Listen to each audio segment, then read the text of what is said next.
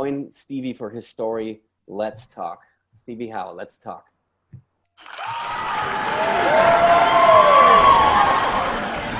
Hey guys, so let's start with what brought me here today.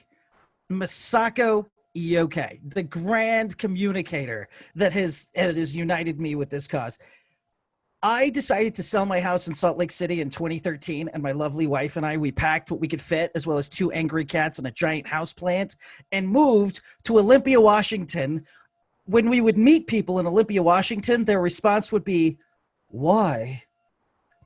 That was alarming. I'm not going to lie. Ultimately resulting in us moving to Portland, moving our business with them, and then back to Utah, where I'm originally from. So I'm coming to you from my office in Salt Lake City, Utah. I run a strategic communication and digital marketing firm, but get this, I may have lost my mind. I started a production company. I've been producing films and videos that are of commercial and marketing type videos, and it's excruciating. Can I just say it's just terrible. So I have opted to go. I started making connections at the Sundance Institute and workshopping a script. And why not, right? The whole world has turned itself upside down. Why not just go with it? I'm just going to lean into it. We're going to do that. So I was offered this opportunity and I just say yes. It's the slog to yes, right? I mean, why not? So I thought about telling you guys some profound life-altering stories, and I got a few. But, you know, I really love my HIPAA medical privacy, so I'm going to tell you about how I became a mall security guard in Salt Lake City, Utah, and all of the things that went totally wrong with that decision to make $7.20 an hour and risk my life based on youthful exuberance, the delusion of a meritocracy, and a totally misplaced sense of social justice. That sound about right? Okay, let's get right into it. So I was basically homeless. I had been an auto mechanic because my parents were like, get a trade or go to college. Well, I'm a high school dropout, which, check out those awards, right? You'd never know that. I'm a high school dropout in the whole subversive, non-conforming kind of way. In Utah, I'm basically a cultural refugee. Take what you would like. But culturally, religiously, it's just me here. Okay, just me. And my lovely wife and 2 cats. So I blew out my back. Auto mechanics is very brutal. And I'm 5 feet, we'll say 6. I mean, let's say that. Let's go with that.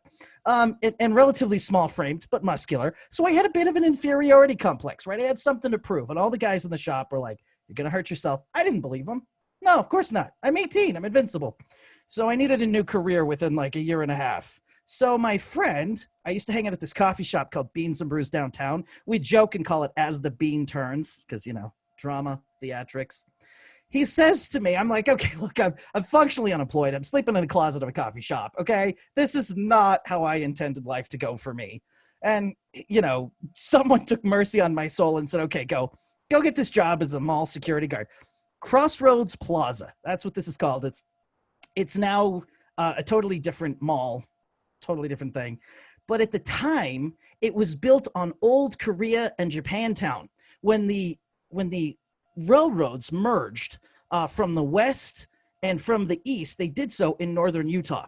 And all of those Asian Americans that built our railroads, they cut them loose. They joined the railroads. They all celebrated. They had champagne. Don't tell the Mormons. And they loved it, right? They gave them their checks and were like, good luck, guys. So in Salt Lake City and Ogden, Utah, there were these Asian American communities, and that they've leveled those to build a mall because this is Utah. We don't value people of color or their communities. We want malls. So, and it's named Crossroads of the West because Utah is a crossroads. Well, what ends up happening, and I had no idea, is that people go to the mall to commit major crimes. I don't understand why you do that. I mean, I go to buy like shoes, I'm not really looking to commit grand larceny, but hey, it happens.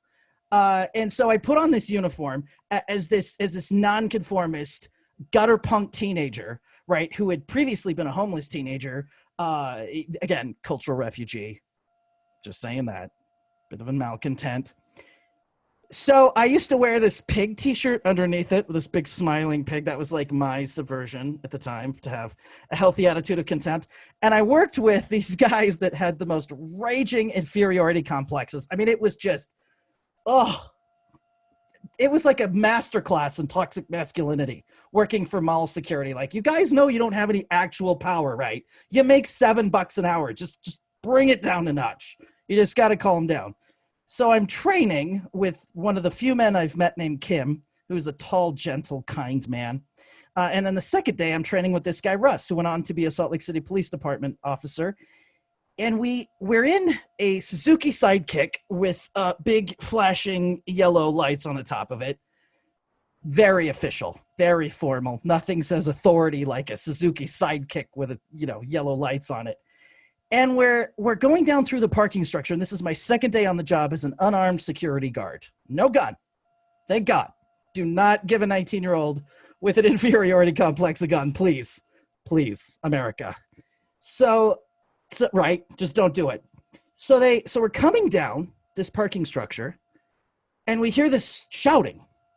And I look over, and I see a guy who earlier in the day had been hanging out around the security office, which is on the second floor. He has a gun, and he's screaming at us to back up. And I'm stunned, and this guy, Russ, right, he does what any sane person would do. He puts it in reverse, and he backs up, and the guy's screaming. The guy turns and goes running into the mall with a gun, and I'm a 19-year-old idiot with poor training. I'm like, great, so I go running after the guy. By the way, not an appropriate response for an unarmed security officer, just for the record, making $7.20 an hour. I go running after this guy, and we have patch radio. So I'm in the radio, like, somebody call 911, call the police, get the police here. This guy is in the mall. He disappears. I have no idea where this guy is. So I come running back out to the parking structure. It was a young woman who was working in the salon right by the security office. He was attempting to kidnap her at gunpoint. She had opened her car door. He had followed her out to the parking lot, and he had obstructed her ability to get out of the car and was holding her at gunpoint. And we just happened to, there was an even and an odd level. And if Russ had made the decision to go down the other way, it would have gone a very, very different direction. But he didn't. So Russ, I don't know if he's a coward or if he's wise, probably both.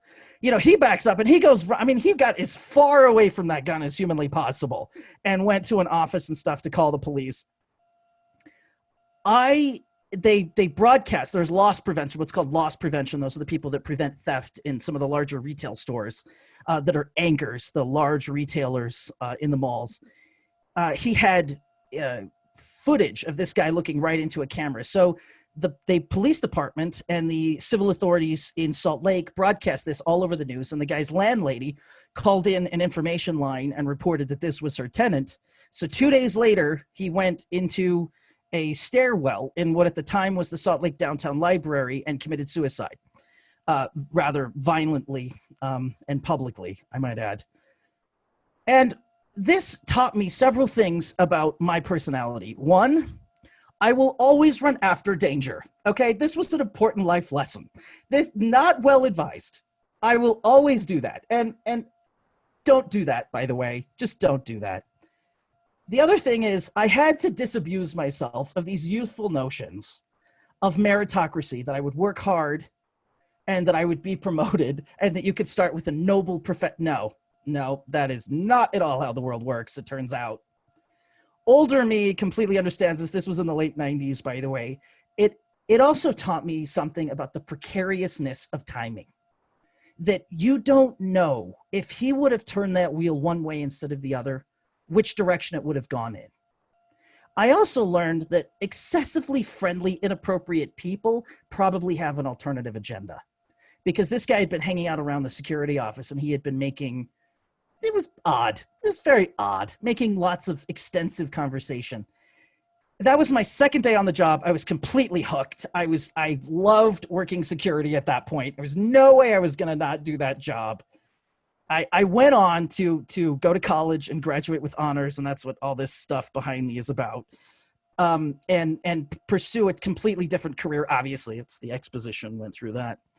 But at those moments of the precipice between youth and adulthood, where I sought novelty, I sought adventure, and I had this noble idea of the value of hard work and patrolling. My physique was fantastic, by the way. Just walk all day long.